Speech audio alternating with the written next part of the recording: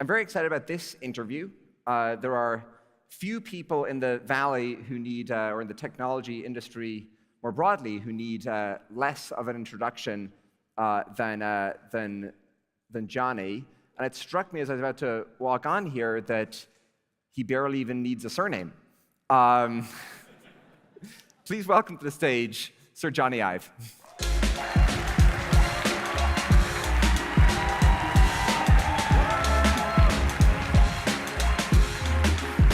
Great.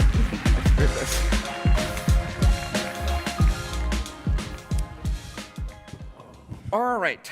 So, well, thank you for joining us. I really would love to say that I am unspeakably grateful and honored to be here. Spending any time with Patrick's a big deal, so thank you. Well, I want to start sort of in the obvious place. I mean, you didn't, I don't know if you got to kind of walk the floor and everything, but you can see sort of a little bit here, and you had the monitor backstage and so forth. What do you think of the design? It's lovely, isn't it? No, it's very, do you know, I've not been here, I haven't been here for a long time, and I have some very strong and vivid memories of being here. But no, the design's lovely.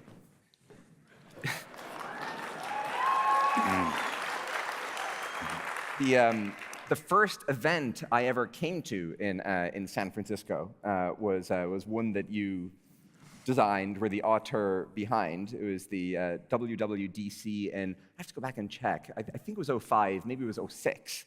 But that was the first event I came to in San Francisco, and it was actually, I want to say it was here in this room at Moscone, but actually John got to be in here, but I was relegated to the overflow room. Which was not my fault. All right. So, well, speaking of that, you came to Silicon Valley in 1992. Is that right? That's right. Yeah. So, you're still very young, but that was you know, a couple of years ago, a couple of decades ago. How has Silicon Valley? So, Alan Kay says that the software industry and the computing industry is a pop culture, in the sense that we are ahistorical, and we don't understand the ideas and the antecedents and the things that came before us. And you know, that's Alan Kay's view. I don't know if it's right, but I thought it was an interesting idea. And certainly it's the case that if you ask people, I don't know, to, you know, in many industries, the greats and the creators and so forth are these kind of big hallowed names. But if you ask people, you know, who invented the internet, a lot of people in the technology industry don't have you know, a clear sense of that history. I've always found that kind of phenomenon interesting. But since you've now got to observe Silicon Valley for 33 years, how's it changed? Well, I think when I was at art school, I studied design in England. I was born in London and studied up in the Northeast. And I remember discovering the Mac in my final year, sadly. I wish it had been earlier.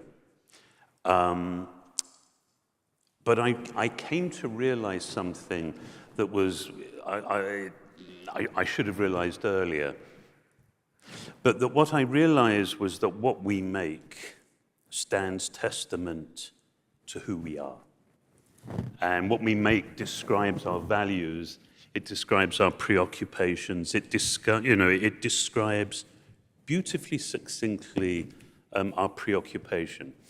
And this struck me so powerfully when I saw the Mac. And I got a very specific because sense. It was a kind of bicycle for the mind, that aspect of it, or something else? It was every part. I got a very clear sense of a group clearly of original thinkers with clear values, completely, I think, obsessed with people and culture. You know, there was, you know, you can look at something and it can tell you, I was designed to meet a price point at a certain time. So I hit the schedule, we can repent at our leisure, and it's as cheap as we hoped. Or you can try and design something that genuinely attempts to move the species on. And I had a very clear sense of the latter, that this was created by this renegade group in California, and so powerful. I mean, I studied industrial design. I didn't study technology, but I was so moved by the clear values and the resolve and the courage that I think enabled the embodiment of those values, that I wanted to meet these people. I wanted to come out. And so after college in '89, I first came out. I had to return. This is probably way too much information. You're among just a couple of friends. Exactly. This is a small, intimate fireside chat. Well, the interesting thing was that I had a job commitment. I was sponsored through college, and so I had to go back to work in design in London. And there was a strange liberty, I think, that afforded me. I was impossibly shy, and I think if I'd been traveling out to meet people with the goal of getting a job, I would have found that so anxious-making, I don't think I would have dared to meet people. And so because I had no agenda, I think people were probably happier to meet me because they didn't think I wanted anything. And so to dare to get close to answering your question, what I saw in '89, '92, when I finally moved out, I consulted for Apple for a couple of years, and then they persuaded me to move to San Francisco, to move to Apple here.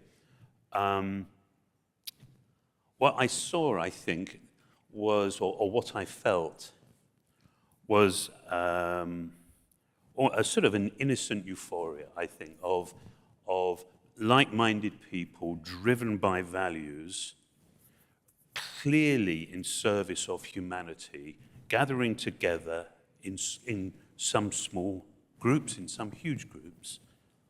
But I do believe there was a very strong sense of purpose, and that purpose was, we are here to serve the species. And was that at Apple in '92, or in the technology industry in '92, or in the Bay Area in '92?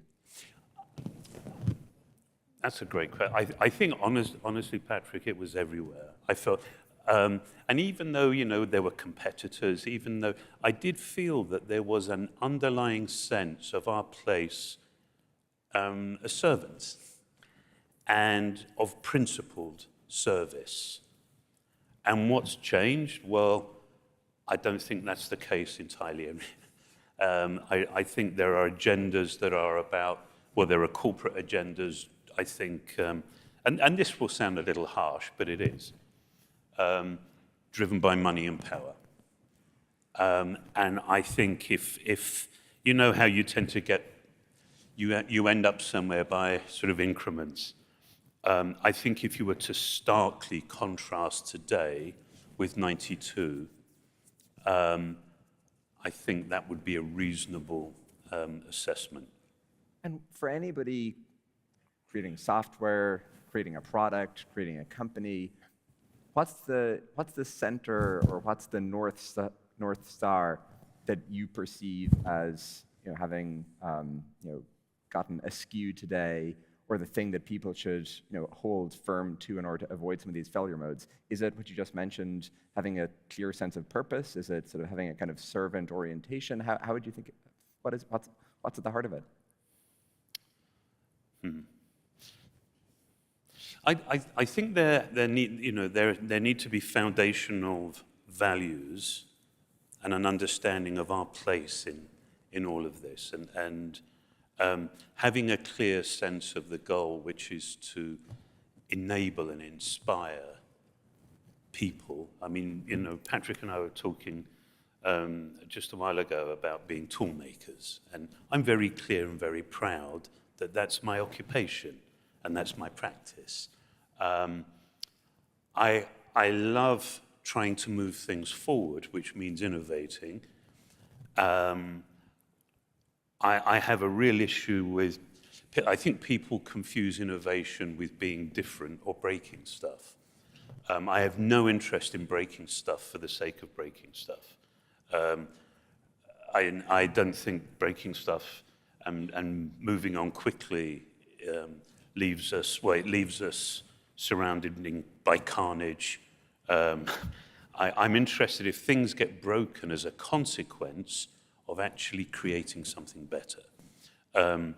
But I think one of the things that I think is part of the human condition is that we assume that progress and innovation is sort of inevitable. And you know that it's not. You know that you have to have, this underlying conviction, which is fuel, and then we need an idea and a vision, and then the resolve to make that vision something that is real, that is not just for us, but that we can share broadly.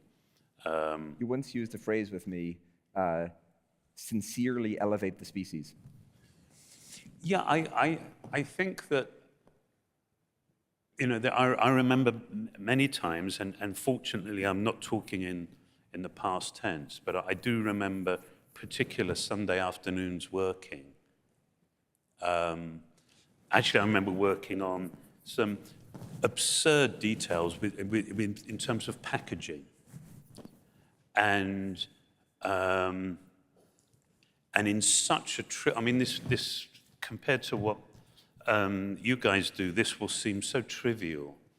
But I had such a clear awareness that in designing a certain solution for example, how we managed a cable that's in a box, that designing that, I knew that millions of people would engage with this little tab, and I can either make the cable an easy thing to unwrap. Sorry, that is such a trivial example, isn't it? But clearly you think that, you can describe the purpose of that in seconds saved, that shaves 5 seconds off the unwrapping of every cable and multiply it across hundreds of millions.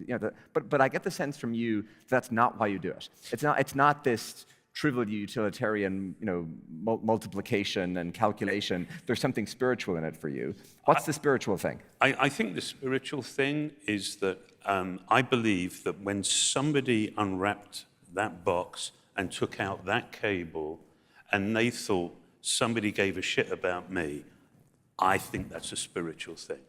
And I think it's a way...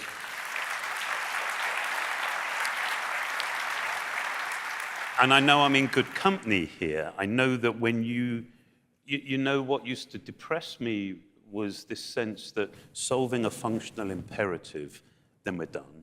But of course that's not enough. That's not the characteristic of an evolved society, of an evolved species.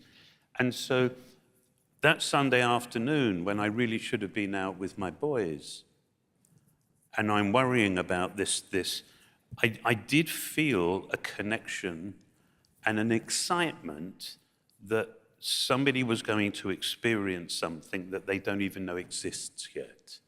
And even though it was a small thing, it really did come genuinely from a place of love and of care.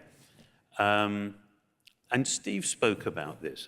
He spoke about it way more eloquently than I can, but he talked about when you make something with love and with care, even though the people that you've made it for, you don't know their story. They don't know your story. You'll never even shake their hands. But when they use the product that you've made, it's a way, and the way Steve expressed it, I thought was so beautiful. He said, it's a way of expressing our gratitude to the species. And I thought that was such an incredibly thoughtful and beautiful and authentic declaration. So when people talk about your design, or design that occurred in your time at Apple, they often refer to minimalism, simplicity, the clarity and function, things like this. And that's all certainly true. But part of what's very striking to me is how much of it seems to have some kind of sense of humor or joy woven into it. Like there's the iMac, like the Pixar lamp.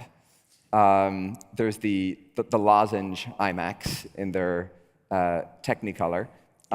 There were even iPod socks. What's the role of joy in design? Well, I think that's such a good question, because I think one of the mistakes that people make is that they think simple products, simplicity is about removing clutter. And to me, that means you just would end up with an uncluttered product. But a kind of desiccated, soulless product. Actually, that's a beautiful description, a desiccated, soulless product. I think that's what a lot of minimalism ends up being, or modernism ends up manifesting as. My goal and our goal collectively has been to bring order to chaos, to try but simplicity to me is trying to succinctly express the essence of something and its purpose and its role in our life. I actually think that something that I feel conscious of is that I think generally in the Valley and generally in our shared, in our industry, I think joy and humor has been missing. And that's something that that sort of weighed on me a bit. And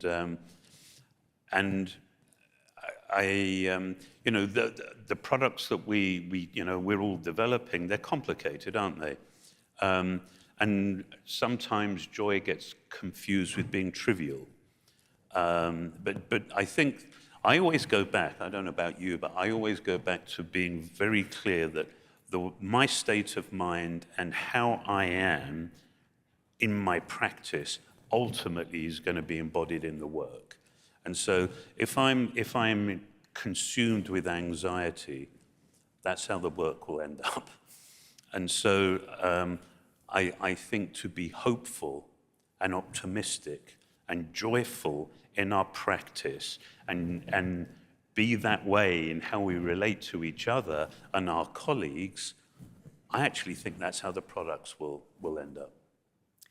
There's a wonderful talk by a guy called Daniel Cook about how to build a princess-saving enterprise application. But he kind of deconstructs Super Mario, and obviously the core purpose is to save the princess, and sort of approaches it from a standard enterprise application design standpoint, and puts together some examples of how one might go about it. And he impugns this approach and kind of critiques it because he says that this kind of design fails to recognize that the user is a person, the person wants to learn, the person can change, the software has an effect on the person, and you have to take that very seriously. And the words you're using, enable, inspire, love, care, gratitude, joy, to me, they seem to come from a conception of the person as somebody who's living and changing, and the software, in fact, has an effect on them. So something Patrick and I have talked about in the past is, and this is something I'd love to try and describe, and you'll have to help me, because I think it's really important, and it's something that I realize, and it took me many years at Apple to realize this, but it's an effect that I believe occurs when you're in larger groups of people involved in the common cause of developing a product. I think one of the things that happens is, generally we grow up wanting to be able to relate to people and wanting to be sociable.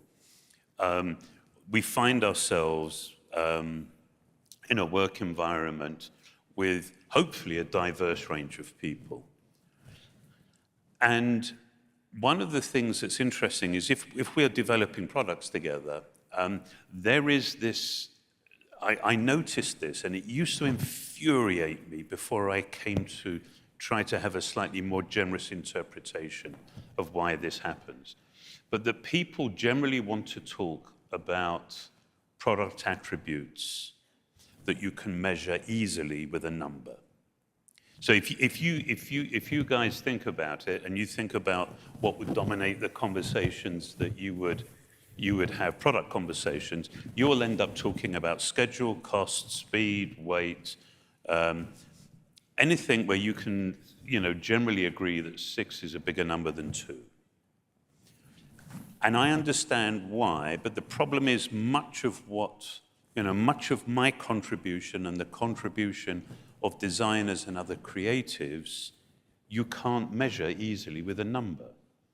Or it gets even more demeaning. It can be just, well, that's your opinion. Well, that's like telling your heart surgeon, well, that's your opinion, and you having a go yourself.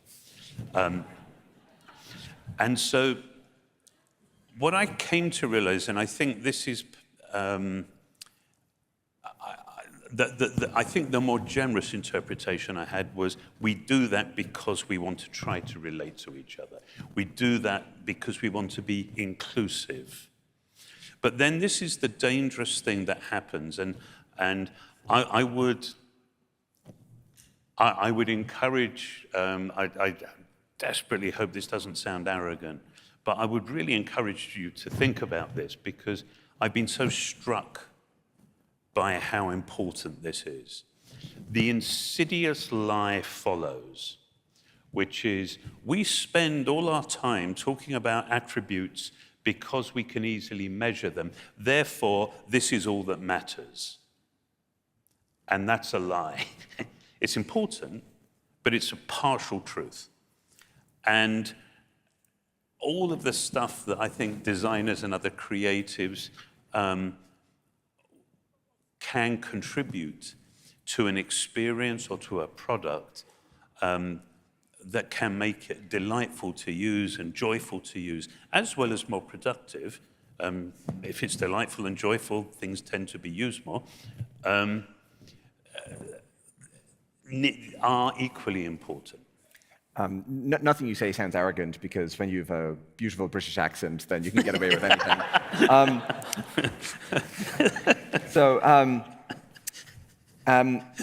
We're speaking about the import and the impact of design, but if we shift a little bit to the practice, is there a trade-off between speed of execution and ensuing quality?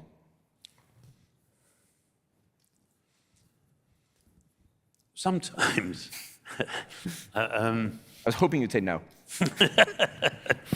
I absolutely know there are fabulous examples where I would reframe the question as it being about motivation. So I think what tends to happen is when we're put in this situation of having to choose, I would get belligerent and say, no, we don't have to choose. We can do both. It's very hard. I mean, I know you guys have heard this lots, but it's hard to do quality and speed and cost and other things. But I think there is a beauty to working efficiently, and I think we can say that's speed. I think I know we both pay a great deal of attention to the words that we use, because they affect the way we think. And the words that we use to frame a problem are some of the most important. And so I would sort of frame the issue of how can we work wonderfully efficiently to create something with breathtaking quality. As organizations grow, there's another kind of tension where maybe for various people here in the audience, certainly this is something I've experienced. In the early days, in the earliest days, it's just you. And then there's maybe a couple of other people, but you can kind of stay abreast of everything that's happening, and you feel like you have the opportunity, at least, to exercise your taste or judgment or opinion in whatever the issue might be. And then perhaps things continue to scale, and at some point it's far beyond it becomes far beyond the scale and scope of any single human. And then there's this discontinuity where there are things that happen that I never saw. I never had the chance and opportunity to weigh in on. I don't know how I feel about it. I wouldn't have done that thing over there. How do you? I mean, Apple was not a small company when you were there. Certainly not in the later years. How do you deal with this? And I think it's both the scale and scope, but also, doesn't it feel intrinsically unreasonable to simply say that this thing here doesn't accord with my taste? I think it's very reasonable to say that. It's very, very hard, isn't it?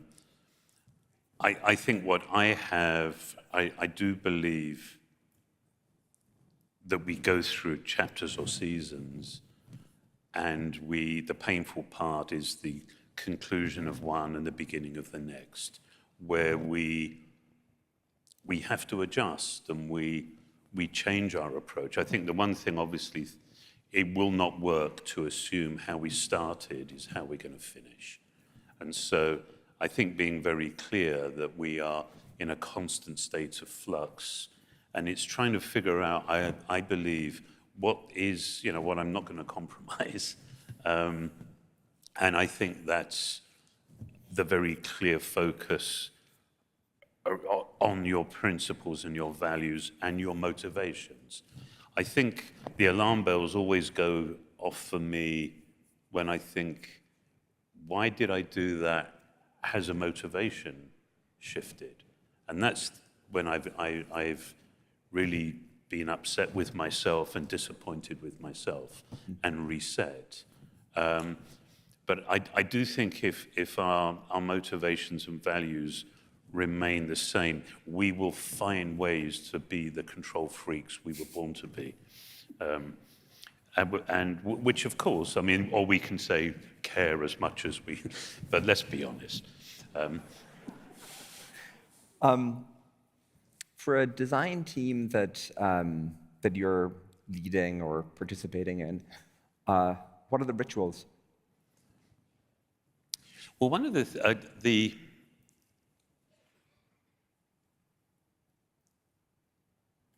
I think that there's nothing more important to me than the creative team, and declaring that and being clear about this is my contribution, and therefore I need to be part of an extraordinary team.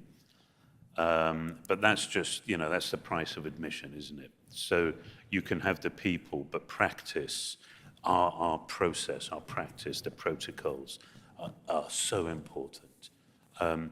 Over many years, I've been doing this and leading small creative teams for, over 30 years. These are some of the things that I've found important.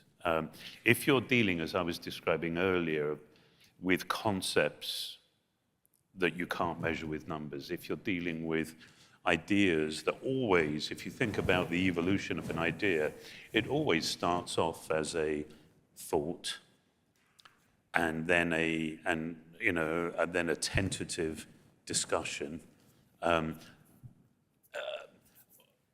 One of the things I realize is just how, these ethereal thoughts, these fragile concepts, are precarious. And I think a small team of people that really trust each other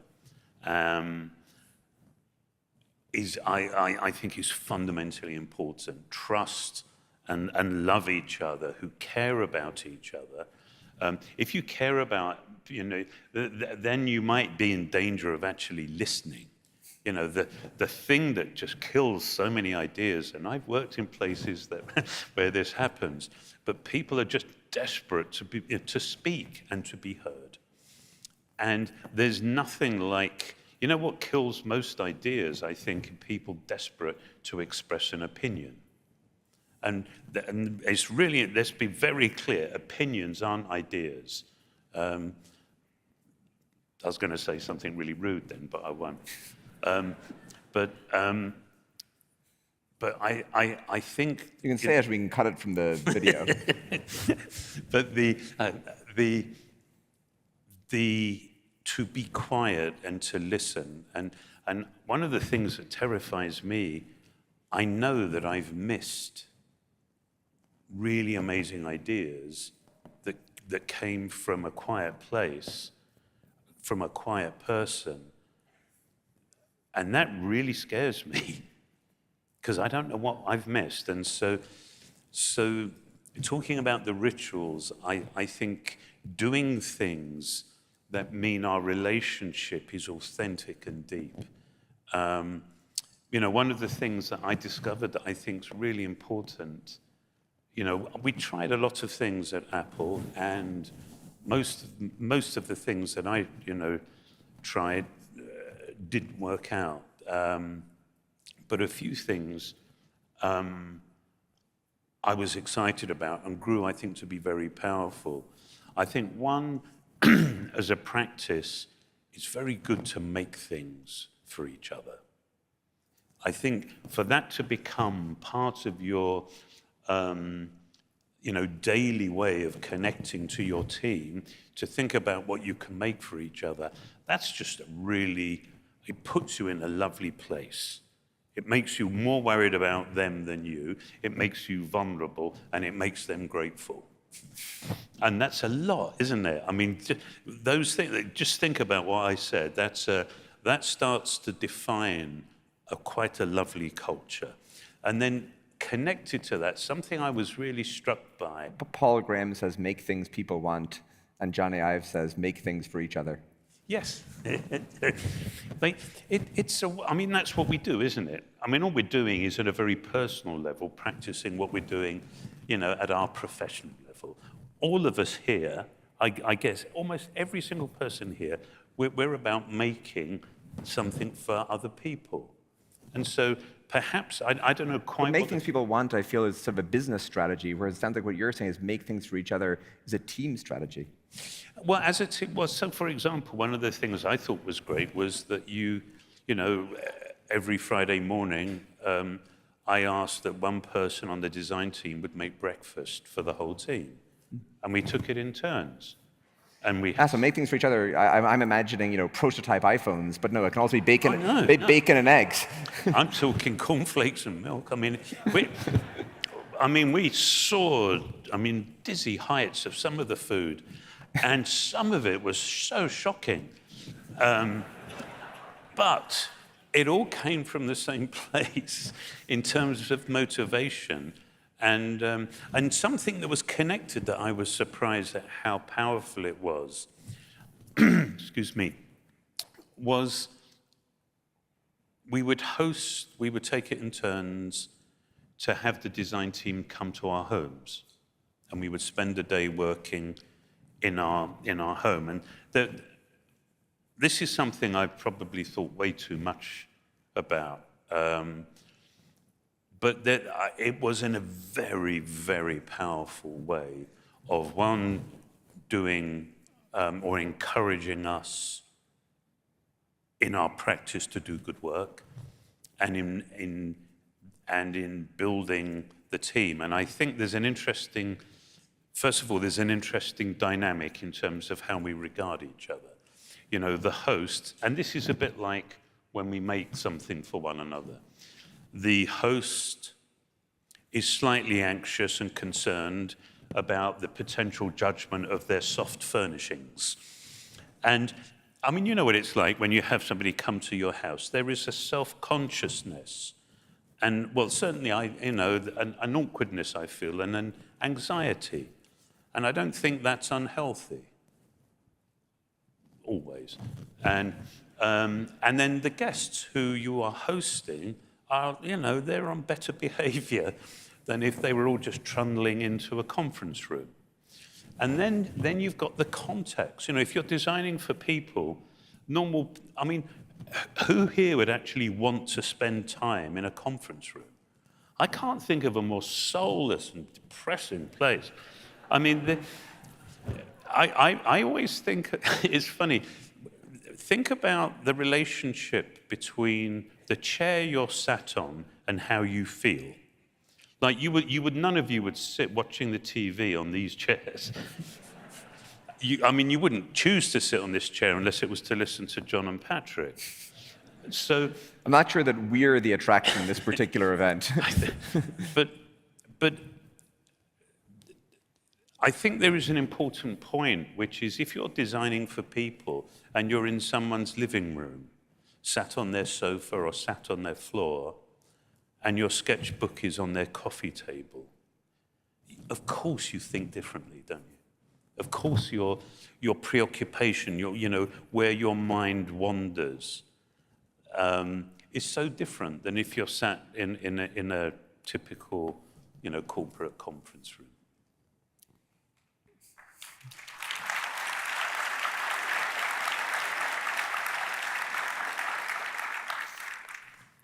Is beauty subjective or objective? Figure we now get to the easier questions. Yeah, I think it's. I'd be interested on your take on that. I think it's a bit of both. I think utility and function. If something doesn't work, it's ugly. I've always get frustrated when people try to, they set up a false opposition between, utility and aesthetics. And when I've designed something or been involved in the design of something that doesn't work, I don't care what it looks like, it's ugly. I think the tougher thing is when we get onto the issues of taste. And I think design has always been a difficult thing in that because it's very easy for everybody to have an opinion, everybody does, it just doesn't mean every opinion has the same weight. And I think that's a relatively robust statement in that if you've studied and studied design, although I know people who've studied and studied design with terrible taste. So, I don't know.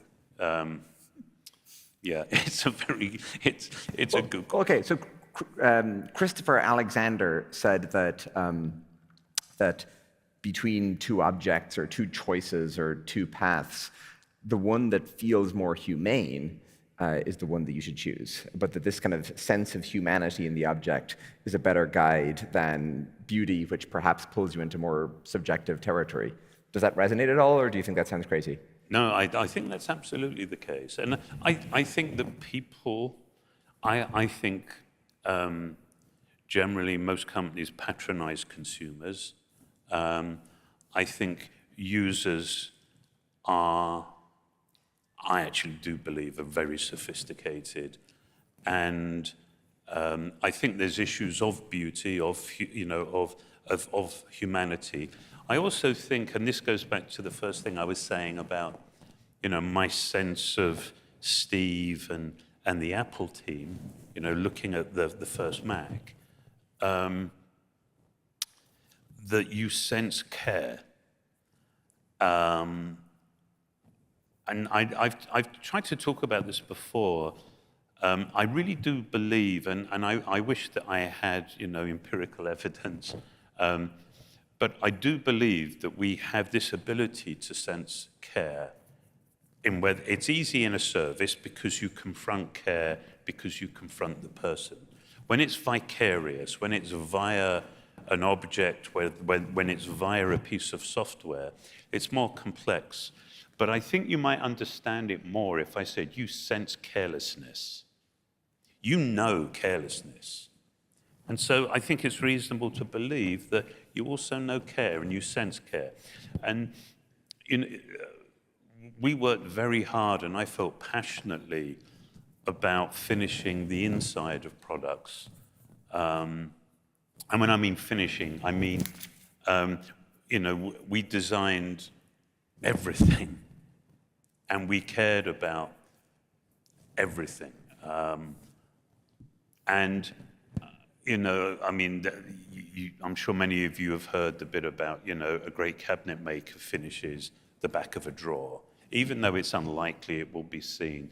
But in the same way, I think a mark of how evolved we are as people, it's what we do when no one sees. And I think it's indicative, it's a powerful marker of who we truly are. And I would be haunted by, if all we did was the outside, I would have this nagging feeling in my tummy that we were just being superficial.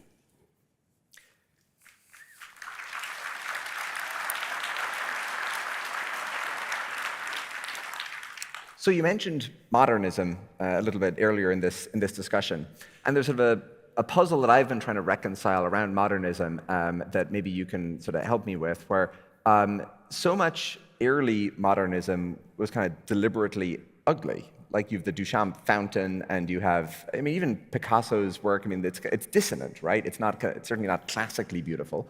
And then you sort of had this political valence to the program, and Gropius said that Bauhaus was he said in the manifesto that it was a socialist movement, and you were originally trained in Bauhaus design, right? Yes. Yeah. So is this kind of and you've Schoenberg and the atonality and all this stuff, right? But then the Apple products and the products that you designed are very beautiful, and Apple is not a socialist undertaking. And so what's going on here? And so the particular thing I'm trying to figure out is, was there a strain to modernism where it was intentionally trying to be dissonant or even ugly, or to shock people or something? And how maybe now with some remove, you're no longer at Apple, how do you view that whole thing, and what's your take on modernism? That's a great question. I think what tends to happen is very often at the beginning of a movement, whether it's a design or an art movement, there is that incredible energetic. In a way, by definition, if it marks the beginning of a movement, there is energy, and I think often beauty it evolves. Beauty takes time. And very often at the beginning of an energy, it's an explosion, and there's not time. I would dare presume that certainly if we're talking about fine art, that people would say they have no time, they don't want to be distracted by concepts of beauty.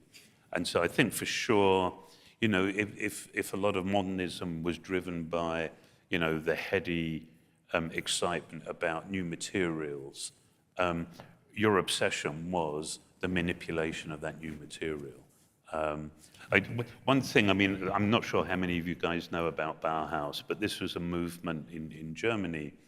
But what you will know, it ranged from fine art to furniture to architecture. Patrick mentioned Walter Gropius, and an incredible movement. But there were, what you would probably be most familiar with would be chairs, like the Breuer chair or the Vasily chair, which were, if you try and think of like polished steel, chrome-plated tubes that are bent, those sort of bent chairs. So what's interesting there is these guys had just figured, they were so excited because they'd figured out how to bend tubes. And so what did they do? They bent tubes. And that's why all the furniture is bent tube furniture. So I think that, that's what I would have done if I'd figured, because, when you bend tubes, they tend to kink. And so they'd figured out this way of putting springs into tubes. And so, of course, you'd run away and you'd bend as many tubes as you could get your hands on. Beauty probably wasn't at the front of your mind. Tubes. So when I look at your work, and we haven't yet talked about Love From, although maybe if you want to give people a sort of a short summary of how you think about that, that might be helpful. But when I look at your more recent work and some of what Love From has done, I see it as Johnny's ornament era, where Apple was so stripped down and bare and reduced to the essence. And now I see that, I mean, maybe this is a misapprehension, but now you're more curious to try other styles. Is that true? I think it's a lovely observation. Yeah, I think so. It's nearly 6 years ago that I left Apple, and my goal was to build the most extraordinary creative team I possibly could, and we're about 50, 60 people. Many of the designers I've worked with for decades and decades, which means I worked with them at Apple. But it's a very diverse team. So it's a team of industrial designers, graphic designers, user interface designers, architects, typographers, musicians, sound designers. And I think perhaps what you're referring to is that just our usefulness or the people that we're collaborating with, that's a very diverse group now. Where before we were very focused and we had a clear criteria for what we were doing.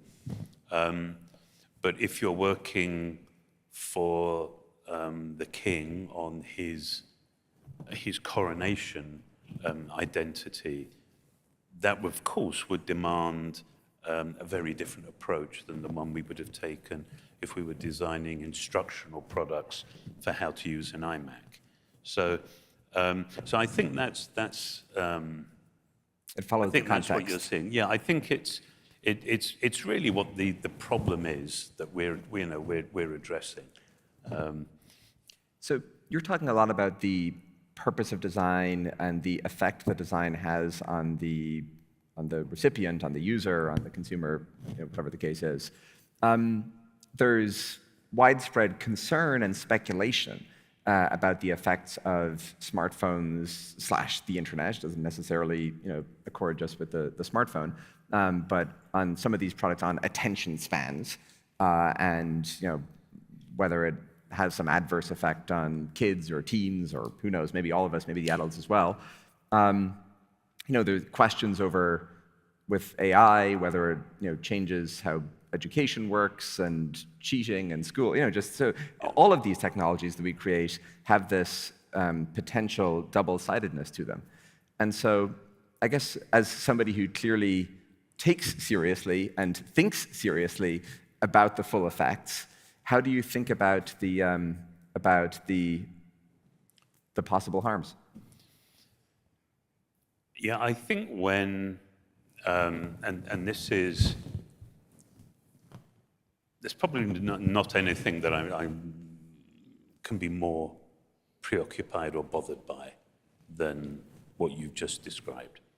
I think when you're innovating, of course, there will be unintended consequences. You hope that the majority will be pleasant surprises. Certain products that I've been very, very involved with, I think there were some unintended consequences that were far from pleasant.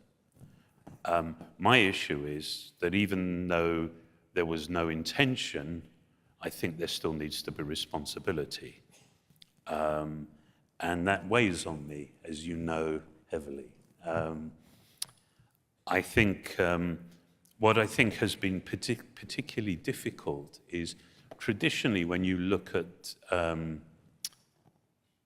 innovation, I mean, there's nothing new with, I mean, if you one thing, I mean, Patrick and I were months ago talking about some of the architecture that was associated with the Industrial Revolution in England. And there are examples.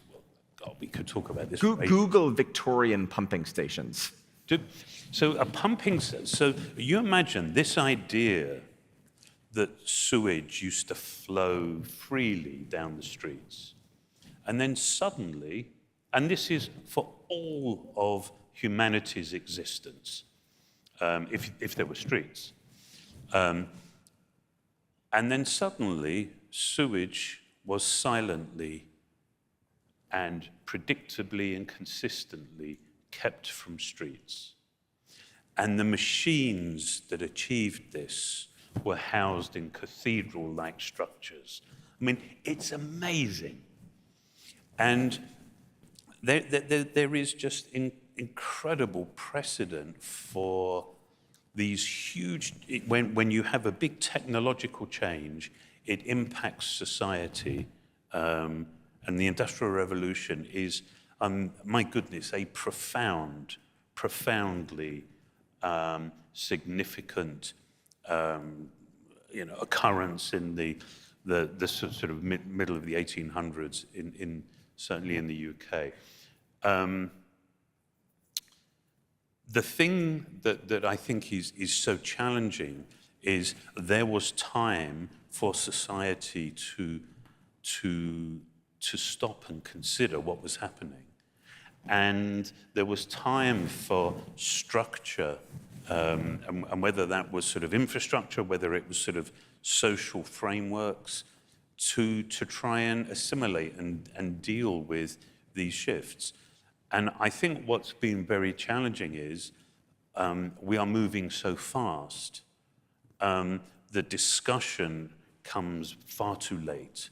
And there can't be, unless there is, the thing that I find encouraging about AI is it's very rare for there to be a discussion about AI and there not to be the appropriate concerns about safety.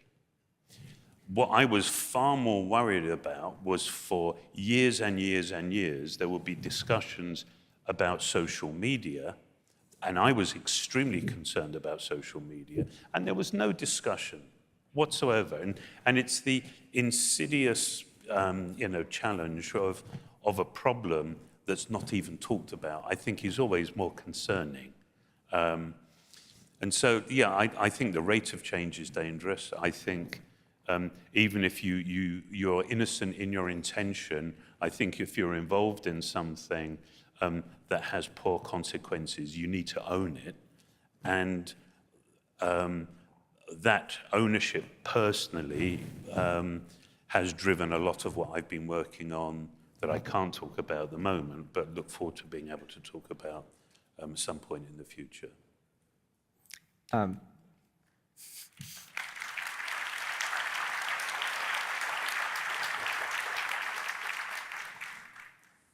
You mentioned, I wasn't going to bring it up, but you mentioned the Victorian pumping station. So which place and time in history had the best design?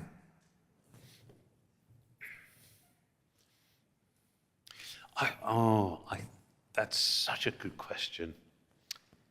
I wouldn't dare to answer, but I do think that I think what happened in the Industrial Revolution, I'm just absolutely obsessed with at the moment. There were, as a team at Love From, we've been doing research. I'm lucky enough to work with this amazing writer called Jemima, who I think might be here this afternoon. She's been doing a bunch of research on whether it's sort of physical objects or social consequences.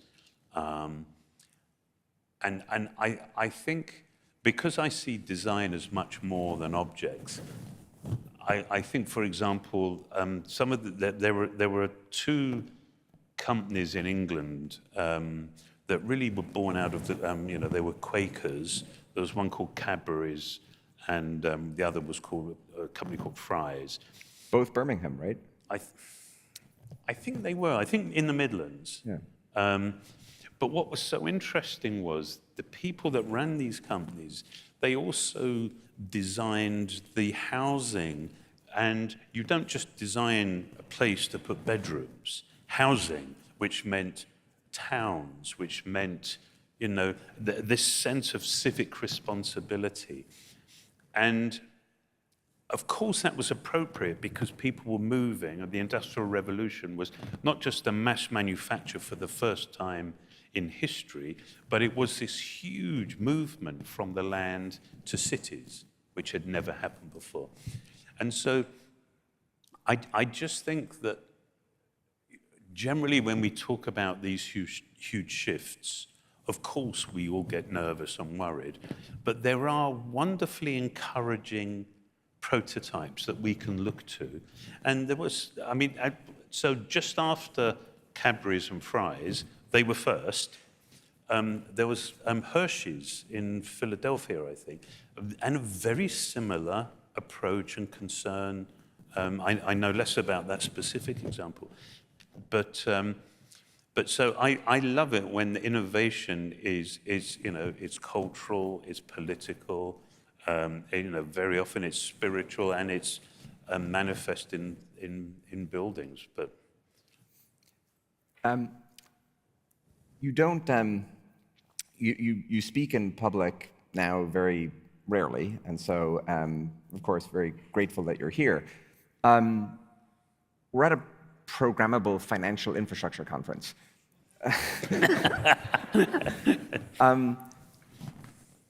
How and why should people, and of course the businesses here are from every crevice and aspect and different sector of the economy. But for people in the infrastructure domain, or for businesses like Stripe, and maybe Stripe is kind of an example or can be stand in for other businesses where ostensibly perhaps one ought not care intensely about design in the way that perhaps a consumer electronics company ought to. Why should a business with the characteristics that Stripe has care so much? Well, if Stripe didn't, Stripe wouldn't be Stripe and you wouldn't be sat here. So every bone in my body, I truly believe that if we want to participate as members of the species, I actually don't think we have a choice. I think it's an obligation and a responsibility to care for each other. And Freud said a great thing. Freud said, all there is love and work and love. That's all there is. And so we spend a lot of time working. And so if we elect to spend our time working, not caring about other people, I think not only do other people suffer, I think we suffer. I think that's a corrosive existence. And so I think I would see it as not only a responsibility, but truly a privilege if we get to practice and express our concern and our care for one another. I don't see it as I don't carve my existence up in that way of thinking this is with my commercial hat on, or I'm just Johnny. On that note, thank you so much for joining us. Thank you very much. Thank you.